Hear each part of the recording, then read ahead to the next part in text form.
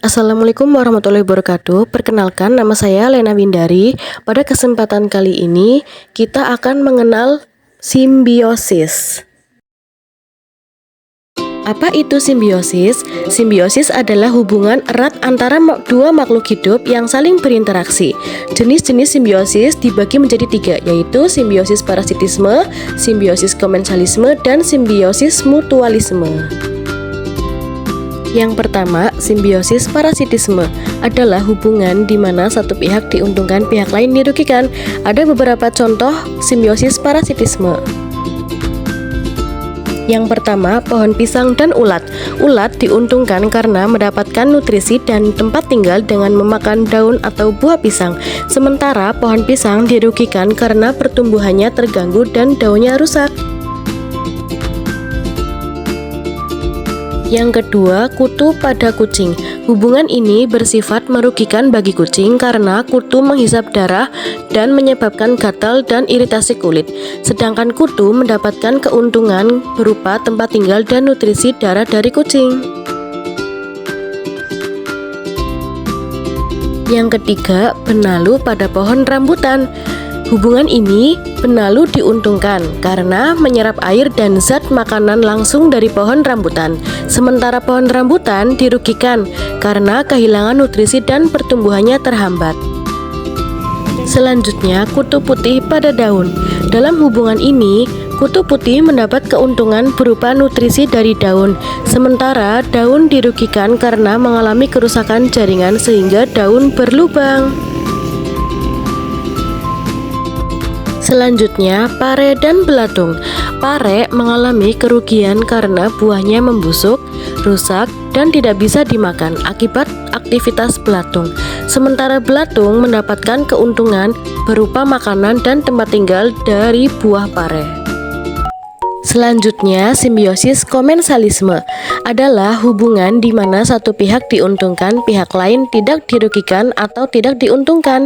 Ada beberapa contoh simbiosis komensalisme sebagai berikut. Yang pertama, sarang burung dan pohon mangga, di mana pihak yang diuntungkan adalah burung, karena pohon mangga menyediakan tempat berlindung yang aman dan ideal untuk membuat sarang burung, tempat berlindung dari predator, serta tempat untuk membesarkan anak-anaknya. Sementara pihak yang tidak diuntungkan adalah pohon mangga, karena kehadiran burung dan sarangnya tidak memberikan manfaat ataupun kerugian. Selanjutnya, daun sirih yang merambat di pohon. Hubungan ini, daun sirih sebagai pihak yang diuntungkan karena dia mempunyai tempat untuk tinggal, sedangkan pohon sebagai pihak yang tidak diuntungkan atau tidak dirugikan karena tidak mengganggu proses keberadaan daun sirih.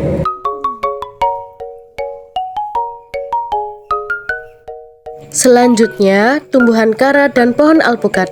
Hubungan ini termasuk simbiosis komensalisme, di mana tanaman kara merambat di pohon alpukat untuk tempat hidup, sementara pohon alpukat tidak diuntungkan maupun tidak dirugikan.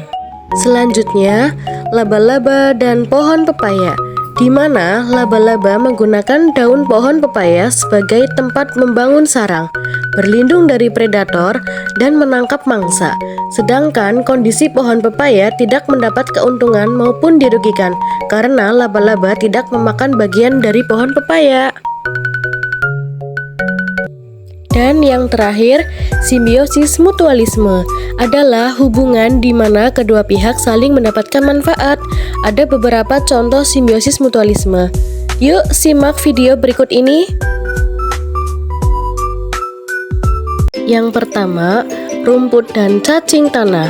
Hubungan ini termasuk simbiosis mutualisme karena keduanya saling menguntungkan, di mana cacing tanah mempermudah akar rumput menyerap air dan oksigen, menyediakan nutrisi untuk tanah, sedangkan rumput menyediakan makanan, tempat berlindung, dan kelangsungan hidup bagi cacing tanah.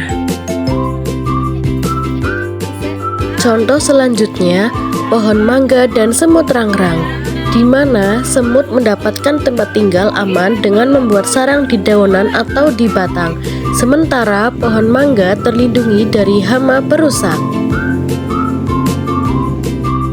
Contoh yang terakhir, semut pada daun jambu. Semut diuntungkan karena mendapatkan tempat tinggal atau sarang pada daun. Sementara pohon jambu diuntungkan karena semut melindungi pohon dari hama pemakan daun.